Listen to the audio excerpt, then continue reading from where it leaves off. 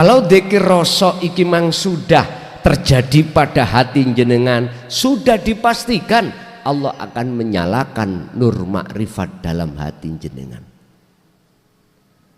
Ketika nur makrifat menyala, maka sifat basariah di dalam hati jenengan buyar, terusir. Akhirnya yang nyata iku wujude Allah, bukan wujudnya selain Allah. Dewantem Gusti Allah lewat bojone rewel guyu ya santai ae. Karena jenengan tembus Allah di situ. Gusti Allah lucu. Orang-orang aku. Sebab aku gak nyekel duit. Dinane apa? Anak iki sekolah-sekolah. Jenengan goyang. Ittaqullah haitsuma kunta, kata Rasul. Pegangan itu terus, pasti engkau akan datang. Apa sing dibutuhno nikmatul imdad, kebutuhan-kebutuhan. Berhubung manusia itu tidak ada di situ, mesti isine ati khawatir.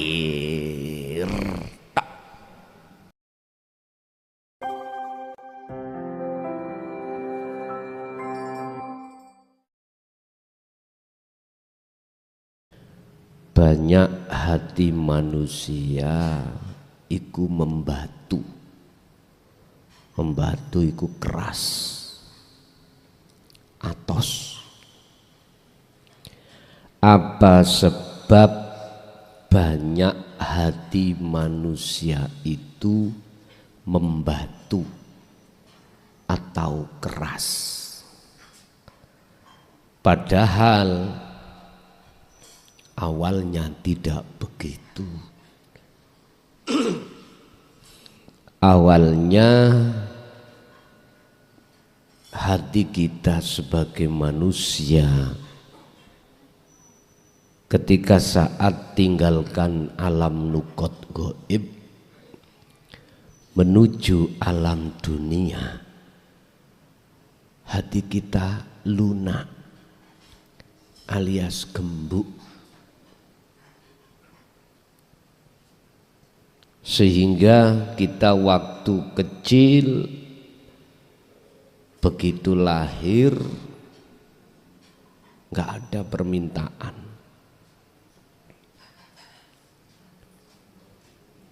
nggak ada permintaan terhadap Allah, itu nggak ada.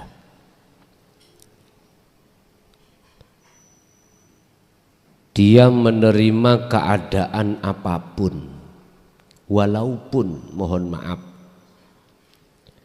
jasad kita gak jangkep, gak normal. Ada toh kadang seseorang lahir gak punya kaki, gak punya hidung, gak punya telinga, ada. Tapi tidak pernah protes.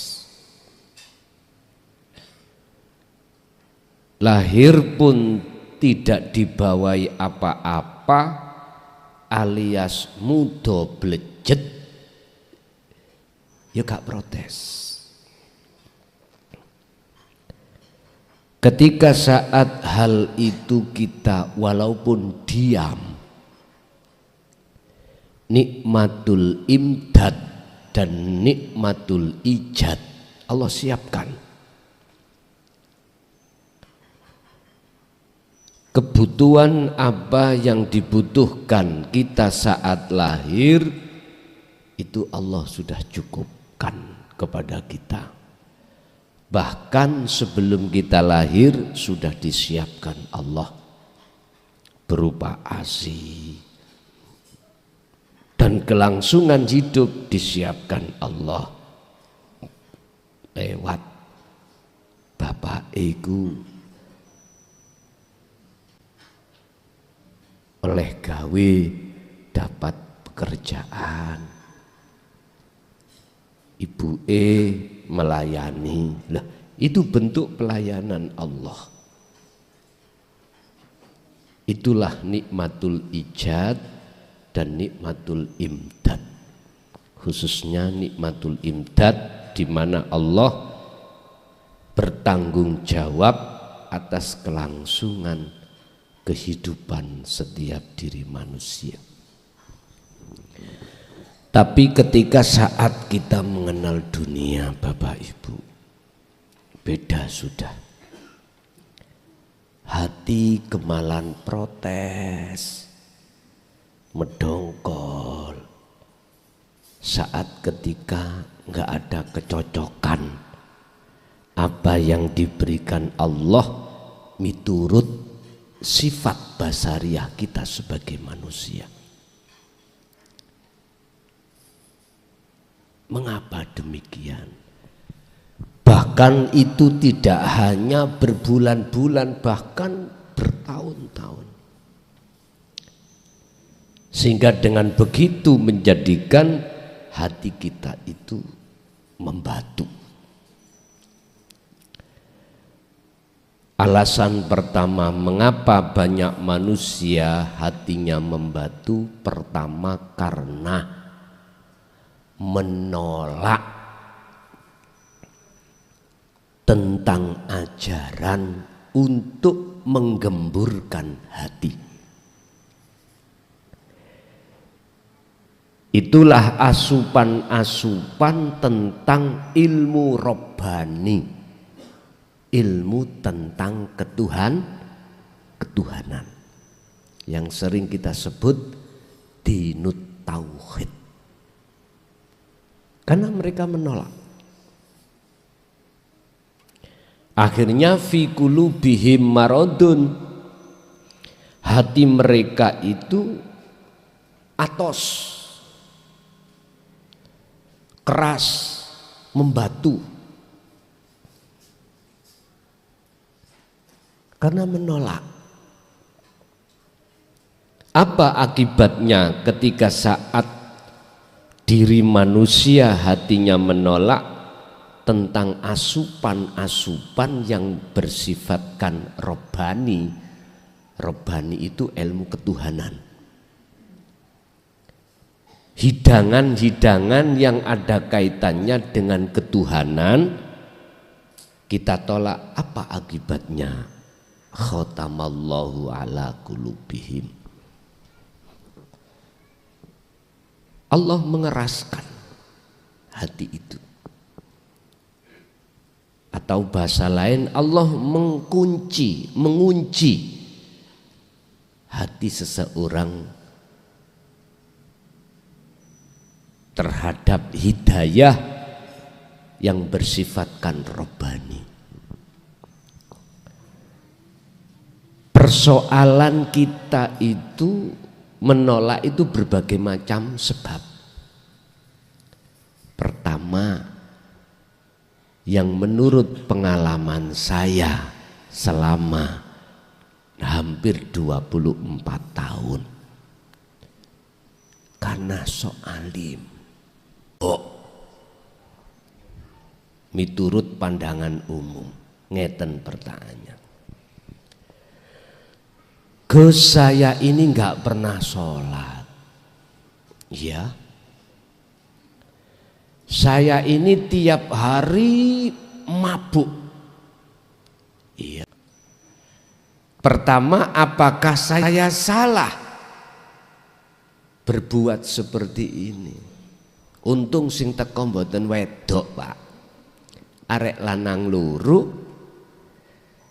celana niku ngarep bedah-bedah pun. Nggone iku ning terminal. Kula takok. Sakdurung sebelum saya jawab, saya tanya, kau bisa mengatakan itu, pernahkah kau belajar tentang ilmu tauhid? Nggih. Ngoten. Tahun piro?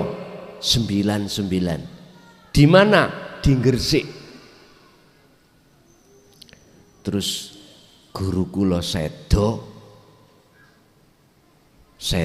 mati, kula niki bingung untuk mengamalkan pesan-pesan dari guru kula niki bingung. Masalah waktu itu guru saya memberikan pengajaran itu dengan bahasa isyarat. Tapi ketika saya melihat YouTube dari teman saya, kula niki mboten nggak ada HP, tapi dituduhkan, diberitahukan teman saya, "Ki lho, ngaji sing mungkin sampean suka." Akhirnya dilihat, digoleki, akhirnya teng griya kala wau. Wis tak jawab yo. Secara hakikat Gusti Allah itu duweni maksud. Anda dilewatkan dalan maksiat. Sedaya lak maksiat niku wau. Kalau betul-betul hatimu ini wajjahtu wajhiya, no problem. Miturut pandangan hakikat. Diuber Pak kula niki. Pertanyaan kula diuber. Berhubung jawaban kula diuber. Berhubung saya selok nanggone kriyan, besok kapannya disambung. Tapi tak weni jawaban 2 pertanyaan. Siji, kalau betul-betul hatimu itu sudah tidak mengakui kalau dirimu yang melakukan, justru dalam hatimu itu yakin karena hentakan dari hidup di dalam dirimu yaitu Allah, gak salah. Tapi ojo dirungokno wong syariat. Kok dilokno ustad gendeng.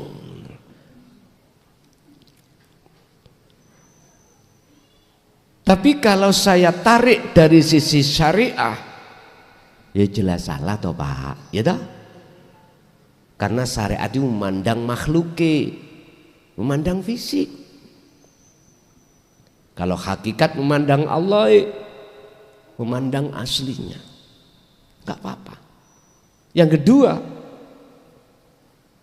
lebih berat orang yang melakukan dosa syirik daripada dosa mabuk atau judi, pandangan hakikat. Iya. Dosa yang tidak terampuni oleh Allah adalah ketika saat si hamba itu menyekutukan terhadap Allah. Baik syirik jali, lebih-lebih syirik khafi. Contoh, kuwi hatimu ada iman, kalau munculnya rasa manis itu dari makhluk sebuah pisang, maka itu syirik.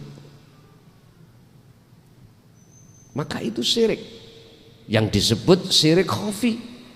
Padahal ini membudaya di tengah masyarakat.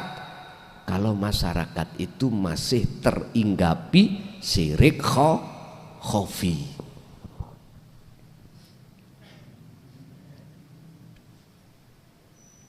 Dari arah sinilah saya mengatakan bahwasanya dosa yang kau lakukan secara jasmani pasti Allah ampuni. Dosa syirik aja bisa diampuni dengan catatan taubatan nasuha. Artinya tidak mengulangi kembali. Bapak Ibu hadirin, itu dapat kado saya tadi yang punya maksud dan arti, ya dah. Jikalau jenengan sementara waktu diperlakukan Allah jasadmu maksiat, tolong ruhaniyahmu, hatimu, pandanglah selalu Allah. Nanti ada waktunya jenengan iki secara jasmani tinggalkan itu. Seiring berjalannya zikir otomatis nanti akan Allah tata ruhaniyahmu juga jasmaniyahmu. Nanti ketata sendiri. Ingat, perbandingan tatkala jenengan laku maksiat kok ndadekno hatimu iku mang madhep nang Gusti Allah sehingga kau tidak ada muncul rasa perilaku takabur, iku luwih apik daripada dirimu melakukan taat tapi hatimu merasa lebih apik daripada orang lain. Itu berarti kula mboten salah nggih laku ngeten iki. Sik ta hakikate yo gak salah. Ning syariate tetep salah. Wis sampean jabarno dhewe. Bon. Mengapa hati manusia itu kok membatu? Pertama karena menolak ajaran tentang asupan robbaniyah, ajaran tauhid, ajaran ilmu kaweruh. Sebab mohon maaf, kalau hati sudah berani menolak ajaran tersebut, maka hati kita ruhaniyah ini wa yastahibbunal hayatad dunya, pasti digiring terhadap nafsu dalam diri kita untuk lebih condong hati ini beriman pada selain Allah yang disebut masiwallah, seperti pisang tadi. Padahal nyun sewu iki tak menisakne nggih, engko sing ra paham mumet gak usah dirungokno.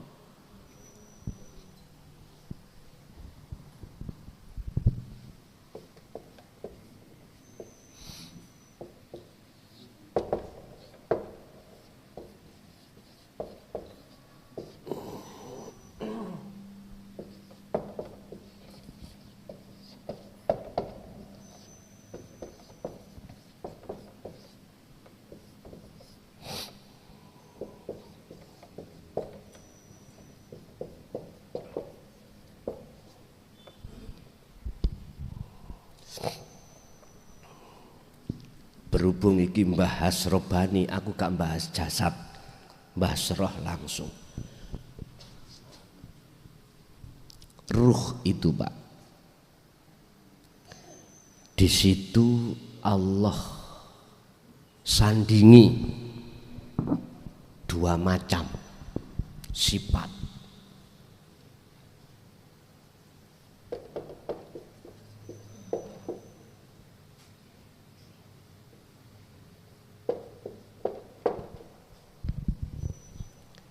Siji sifat basariyah, loro basiroh.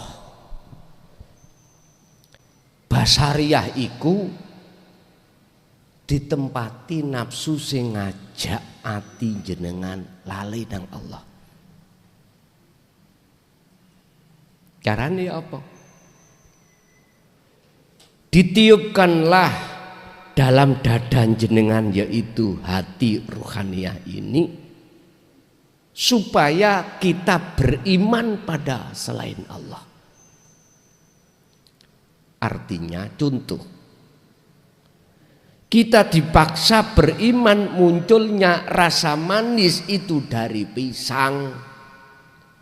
Karena faktane kalau tidak makan pisang tidak terasa manis. Fakta realita bener Pak nggih? Bener wis. Ini yang banyak hati manusia itu terjebak. Terjebak.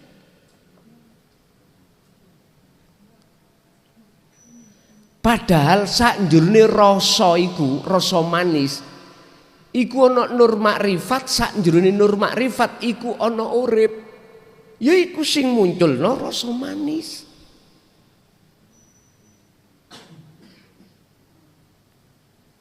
Buktine ndi?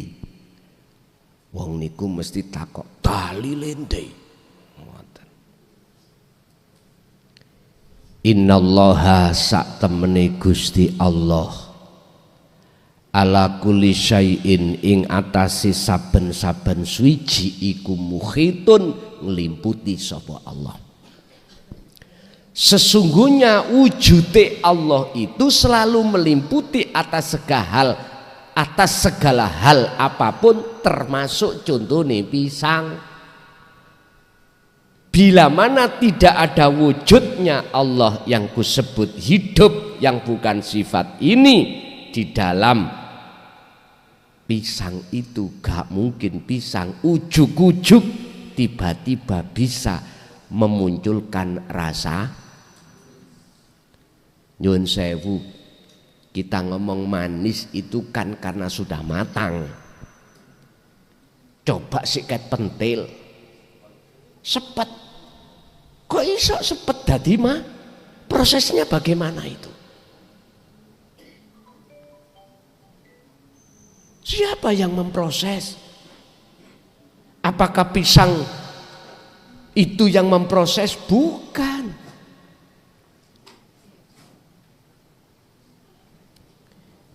Kita tidak sadar, Pak.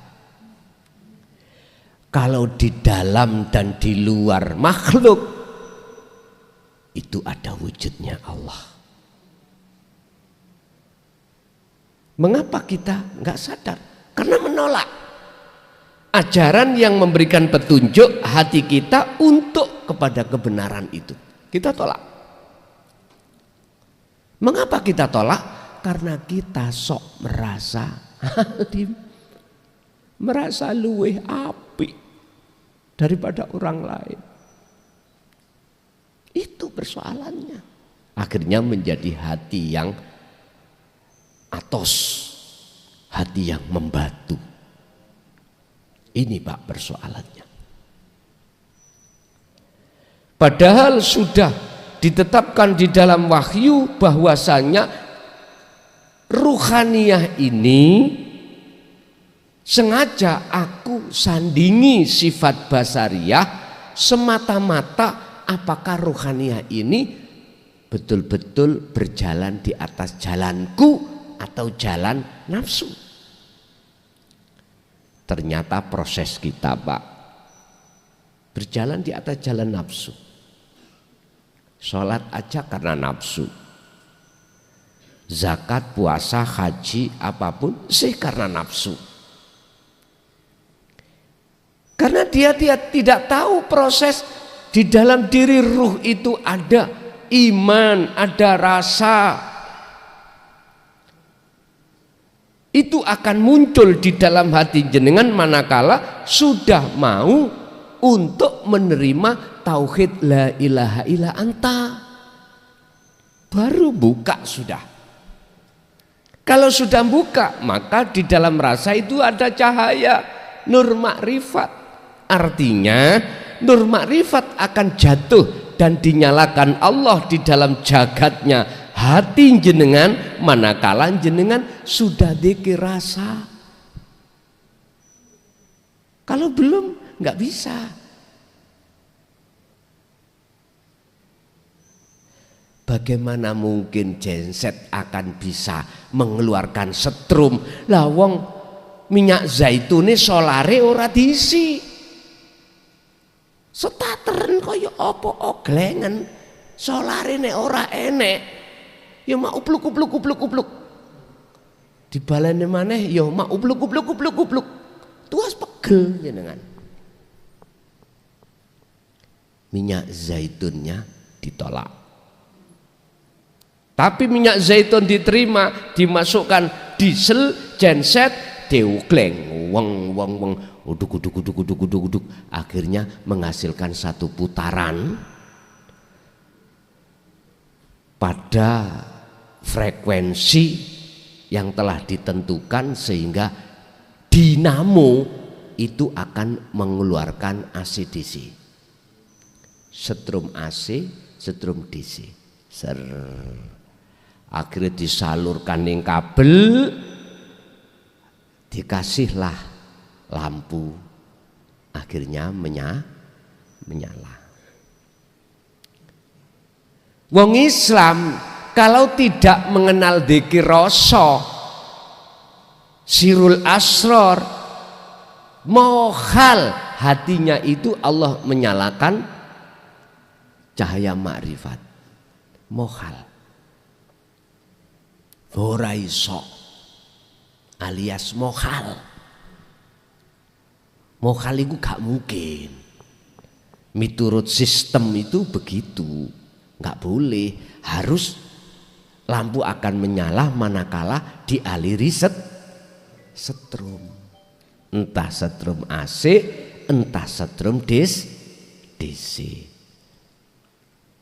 Ngerti AC DC, Pak? Nek AC ku bolak-balik, nek DC ora bolak-balik. Satu arah. Sing ngerti elektro mantuk-mantuk. Sing gak ngerti ndelomong. Yes begitulah kira-kira. Bapak Ibu, kalau dzikir rasa iki mang sudah terjadi pada hati jenengan, sudah dipastikan Allah akan menyalakan nur makrifat dalam hati jenengan. Ketika nur makrifat menyala, maka sifat basariah di dalam hati jenengan buyar, terusir. Akhirnya yang nyata iku wujude Allah, bukan wujudnya selain Allah. Wantem Gusti Allah lewat bojone rewel guyu ya santai ae. Karena jenengan tembus Allah di situ. Gusti Allah lucu. Orang-orang aku.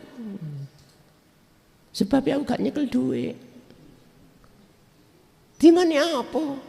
Anak iki sekolah-sekolah. Jenengan guyang. Ittaqullah haitsuma kunta, kata Rasul. Pegangan itu terus, pasti engkau akan datang. Apa sing dibutuhno nikmatul imdad, kebutuhan-kebutuhan.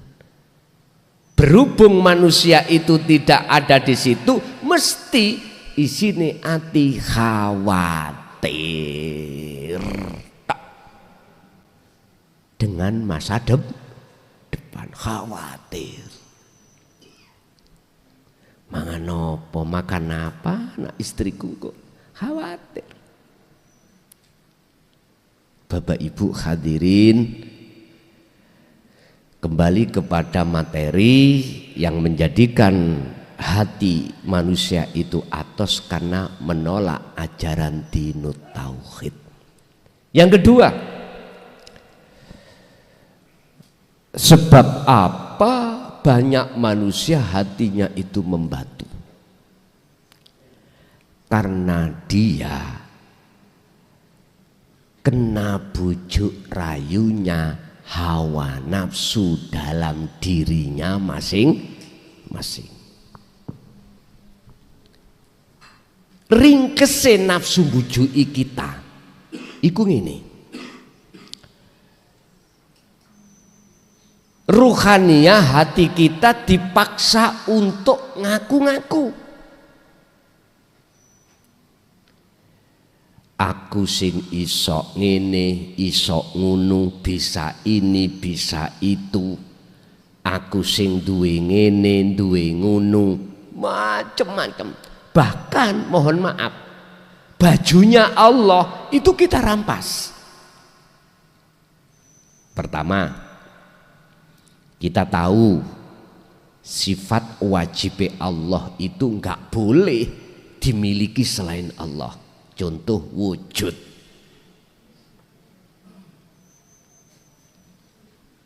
Dalam hati kita dipaksa oleh nafsu, kita harus merasa diri kita wujud. Bukti ini realita. Ono. Disoteng CCTV, lu wajahku toh, aku. Nyun sewu dulur, ilmu tauhid iku ojo kok padu dengan ilmu syariat. Ojo kok trimo dengan teori syariat. Ora masuk. Nyatane wujud. Lah, ilmu syariat ada. Sekarang tak tanya. Asalnya kamu wujud apa enggak? Enggak. Diwujudkan siapa? Ya sing wujud. Sopo? Allah. Oke. Pantaskah kau merasa punya sifat wujud? Ojo mekengkeng po. Wong nek duweni sifat wujud wajib gak boleh dia itu fana. Nyatane fana. Terus sing wujudno sampean sapa? Allah. Ya. Saiki aku takon. Sampean kalau yakin kalau Allah wujud bagaimana? Wis embuh pokoke wujud. Repot nggih musuh wong ngeten iki? Repot. Justru kewujudan Allah itu lo gak nyata pada dirimu sebab kau merasa dirimu wujud. Embuson aku melok ngajakmu tak bingung. Wis ngembep kopi ae. Memang kudu bingung dulu, Pak. Wong kita dulu waktu pertama kali belajar bahasa Inggris saya bingung tak nggih. Wong kula SMP niku sanawiyah ning pondok niku guru bahasa Inggris nek wae jadwal tak dongakno mencret kok. Ben gak mulang. Karena memang mboten dong. Mboten paham sampai sekarang.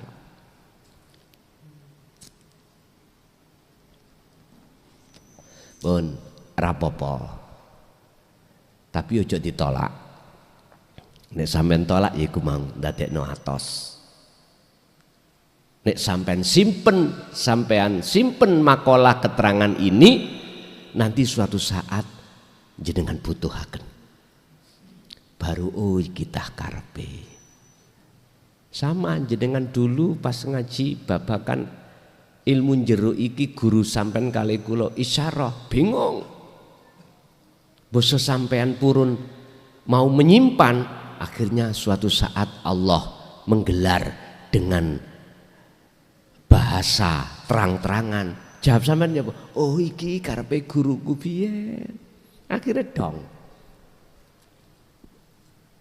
Pun Bapak Ibu, faktor kedua mengapa hati kami itu manusia kok atos membatu, karena kita telah masuk dalam perangkapnya nafsu kita, yang nafsu itu memaksa terhadap diri kita untuk ngaku. Belum lagi sifat ma'ani 7 loh ya.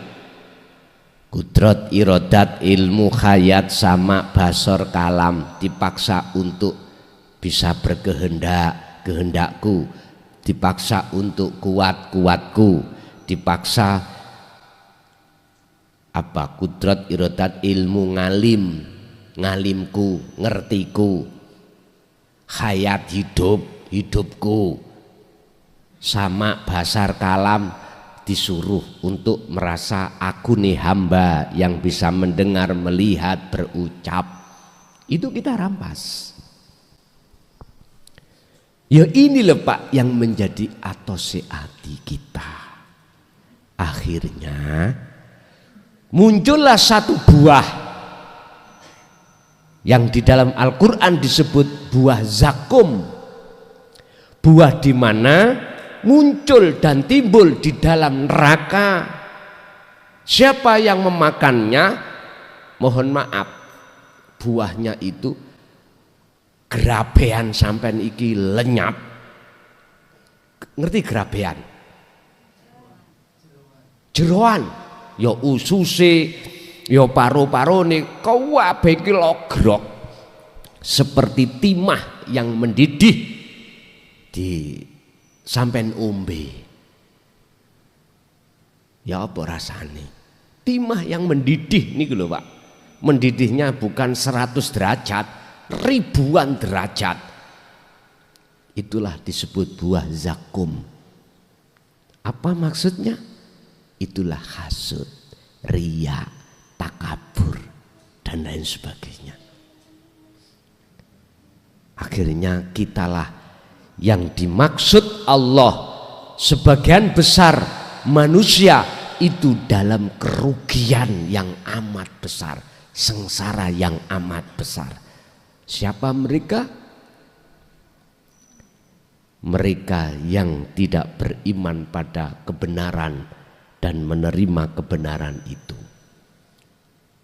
Yang kedua, dia selalu nuruti bisikane hawa nafsu. Sekarang solusinya, bagaimana caranya hati kami yang asalnya membatu sehingga menjadi lunak itu bagaimana? Kebalikan keterangan itu dijawab di dalam surat Az-Zumar 17:18. Alladzina yastami'unal qaula. Jadilah kau golongan orang yang mendengarkan, menerima ajaran ilmu kaweruh ini, ajaran tauhid ini. Satu. Kedua, wayat tabiuna aksanahu, ikuti dengan benar. Ikuti, amalkanlah. Ringkese cara ngamalke, segala hal apa yang terjadi pada diri jenengan, ojo munculno keakuanmu yang merasa melakukan. Tetapkanlah, munculkan keakuannya Allah dalam dirimu yang melakukan, yang memiliki, yang melakukan, yang menguasai, dan lain sebagainya. Udah itu aja. Nanti lama-kelamaan Allah akan menyalakan nur makrifat dalam hatimu, sekalipun jasadmu itu ahli maksiat. Tetap terus kumandangkan zikir tersebut. Nanti ada waktunya, tatkala rohaniyahmu itu sudah menyala cahaya makrifat, maka husnul a'mali nataiju husnil ahwal min qalbin zahidin. Dengan sendirinya jasadmu akan terbangun. Percaya enggak percaya, buktikan. Sungguh. Oleh sebab itu, jangan berkecil hati, wahai saudaraku, yang sementara ini jasadmu itu masih bergelumpuan dengan maksiat. Terus zikir itu kumandangkan. Nanti cahaya makrifat itu sudah menyala, maka pastilah nanti selain Allah masyaallah itu akan hancur. Yang nyata adalah wujudnya Allah dalam dirimu. Inilah Pak yang disebut kekasih Allah. Ala inna auliya Allah la khaufun alaihim walahum yahzanun. Wis, damai hidup santausa. Siapa ketika saat di dunia sudah mencapai derajat yang seperti ini, maka itulah yang dimaksud Allah dalam satu ayat, ya ayyuhalladzina amanut taqullaha haqqa tuqatih wala tamutunna illa wa antum muslimun. Mesti dia matinya husnul khotimah di mata Allah. Siapa yang belum sampai di sini, kebalikannya. Matinya su'ul khotimah di mata Allah, bukan di pandangan manusia. Makanya ada istilah syahid dunya, syahid akhirat. Syahid dunya belum tentu syahid akhirat. Syahid akhirat belum tentu juga syahid dunia. Itu tadi pandangan manusia dunia, pandangan Allah akhirat. Sing penting pandangan Allah. Kuncinya ada di situ. Jadi manakala ingin lunak hati kita alias tidak membatu, maka terimalah, dengarkanlah, fahamilah, lalu laksanakanlah petunjuk-petunjuk di dalam ilmu itu. Dengan begitu maka di dalam rasa akan memunculkan nur makrifat atau cahaya. Di dalam cahaya itu ada hidup, itulah Allah Subhanahu wa ta'ala. Ringkese ngaji tauhid yo nek kene iki.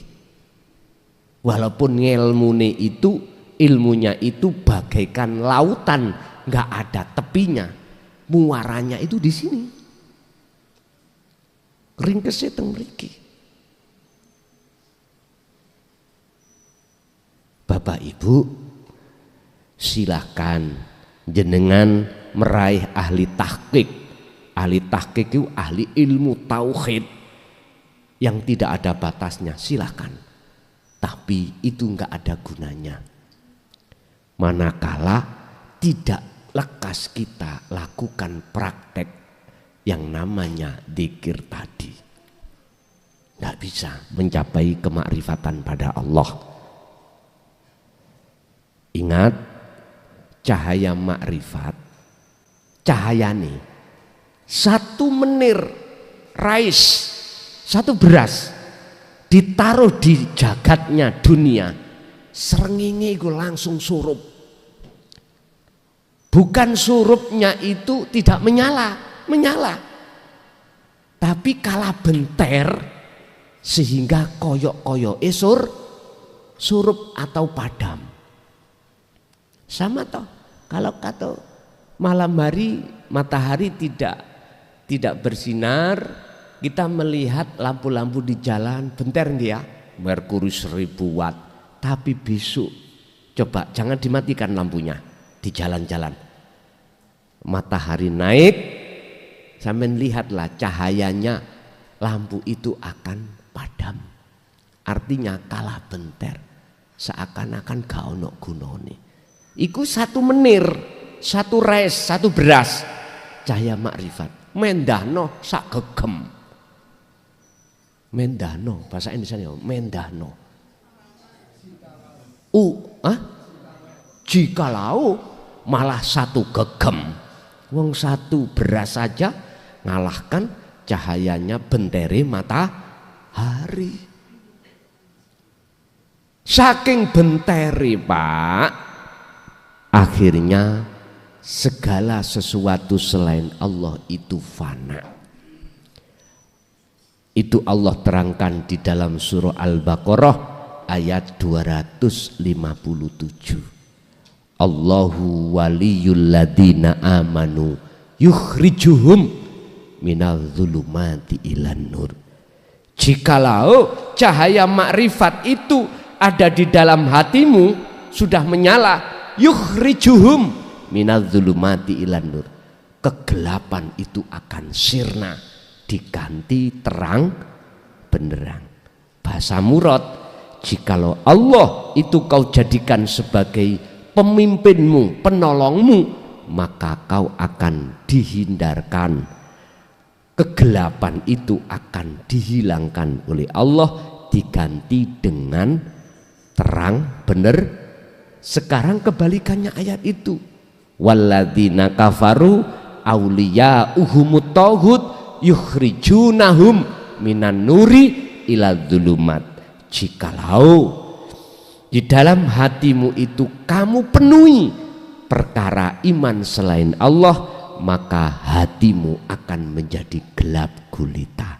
Wong Jawa mengatakan peteng dedet. Ya ya wis. Dikatakan peteng dedet, alami gak ada cahaya, moto wuto, ya wis, itu peteng dedet. Bapak Ibu hadirin, sudah saya jelaskan sebab apa hati kita membatu, lalu saya kasih solusi bagaimana caranya tidak membatu. Itulah apa yang kusampaikan.